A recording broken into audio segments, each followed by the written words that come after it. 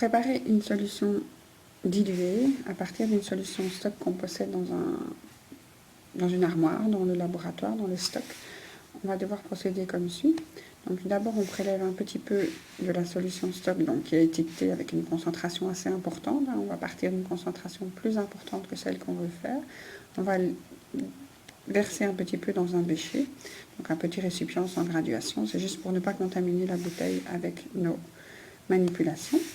Et donc une fois qu'on a ce petit bécher rempli de solution stock assez concentrée, on va utiliser un deuxième outil qui est une pipette graduée.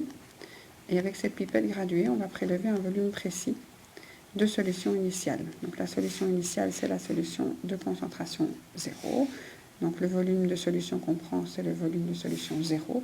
Et donc cette concentration, cette solution stock, est 1 molaire. Et donc la solution qu'on prélève ici, ce volume-là, est aussi de la concentration 1 molaire. Mais il contient moins qu'une mole, puisqu'on prend moins d'1 litre. Molaire, c'est 1 mole par litre. Alors le petit volume qu'on doit prélever, la quantité exacte en millilitres qu'on doit prélever, on la calculera avec une formule qu'on verra à la fin du montage. Donc le prélèvement se fait avec une pipette graduée. Donc on monte à la graduation précise en tenant la pipette horizontalement. Pour la vider, on la tient en oblique en touchant le bord du ballon jaugé pour récupérer la quantité exacte qu'on avait prélevée. Et donc ceci est un ballon jaugé. Donc c'est un ballon d'un volume précis. Et donc il a un trait de jauge et dessus il est écrit un certain volume aussi. Et le volume qu'a notre ballon jaugé, c'est le volume de solution finale, celui qu'on veut faire. Si on veut faire 100 ml de solution, on prendra un ballon jaugé de 100 ml. Si on veut faire 500 ml, il existe des gros ballons jaugés de 500 ml et des tout petits de 10 ml. Il y a toutes les dimensions possibles et on doit prendre le ballon jaugé approprié pour la manip qu'on veut faire. Donc une fois qu'on a déposé le volume de solution initiale concentré dans le fond du ballon jaugé, qu'est-ce qu'il faut faire? Il faut prendre un troisième outil. Donc cette fois-ci, une piscette d'eau distillée. Et avec cette piscette d'eau distillée, on va introduire de l'eau dans le ballon jaugé en faisant attention de s'arrêter convenablement au niveau du trait de jauge avec l'arrondi du liquide, du solvant. L'eau va former un arrondi et il faut que le bas de cet arrondi, qu'on appelle un ménisque, soit au niveau de la limite horizontale du trait de jauge. Une fois qu'on a rempli ça,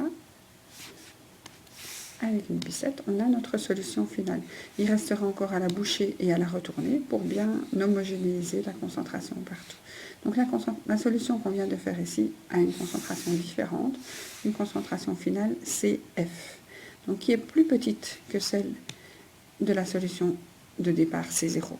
Donc le volume de la solution finale est plus grand, on a rajouté de l'eau, donc par rapport au petit volume qu'on avait pris au départ, on a un plus grand volume.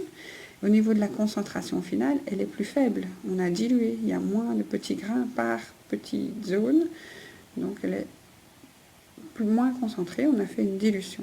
Ce qui n'a pas changé entre le moment où on avait un petit volume de solution initiale et un grand volume de solution finale, c'est la quantité de boules, donc la quantité de soluté, le nombre de moles ou le nombre de grammes, on peut parler en concentration massique ou en concentration molaire, donc le nombre de moles n'a pas changé entre le départ et la fin. Ce qu'on a rajouté, c'est de l'eau, et donc il n'y a pas de soluté supplémentaire. Alors, lorsqu'on a cette formule, cette information importante que le nombre de moles qu'on a pris initialement dans le petit volume de solution concentrée n'a pas changé par rapport au nombre de moles dans le grand volume de solution diluée, on peut faire des égalités assez connues. Donc le nombre de moles, c'est la concentration fois le volume de la solution, donc les moles par litre multiplié par les litres, et on obtient donc les moles. Donc le nombre de moles est obtenu par cette multiplication, et que ce soit avec la solution de départ ou avec la solution finale. Donc si on prend les moles par litre de la solution finale fois les litres de la solution finale, on a ce fameux nombre de moles. Alors lorsqu'on cherche à connaître le volume de solution initiale, donc la quantité qu'il faut prélever ici au départ, il va falloir transformer cette formule et donc envoyer le C0 de l'autre côté de l'égal, et donc on aura cette formule-ci. avec cette petite formule, on connaît le volume à prélever pour obtenir ce que l'on souhaite. Donc le volume souhaité, la concentration finale souhaitée, à partir de la concentration initiale connue. Et donc cette formule sera utilisée assez souvent, puisque faire des solutions est un